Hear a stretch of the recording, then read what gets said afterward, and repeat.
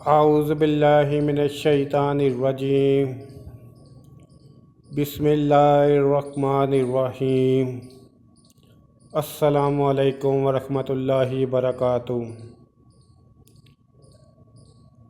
حضرت سید علی حجویری المعروف داتا گنج بخش رحمۃ اللہ علیہ اپنی کتاب کشف المحجوب میں فرماتے ہیں، حضرت ابراہیم رحمۃ اللہ علیہ بیان کرتے ہیں کہ جب میں ایک چرواہ کے پاس سے گزرا اور اس سے پانی مانگا تو اس نے کہا میرے پاس تو دودھ ہے، پانی کیوں مانگتے ہو؟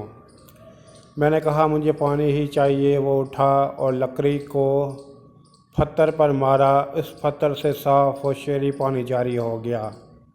تو اس نے حیران رہ گیا کہ اس نے مجھ سے کہا، تعجب نہ کرو، جب بندہ حق تعالیٰ کا فرما بردار ہو جاتا ہے تو سارا جہاں اس کے حکم کے ماتحت ہو جاتا ہے۔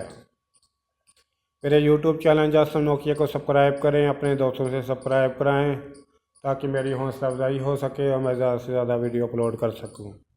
السلام علیکم ورحمۃ اللہ وبرکاتہ۔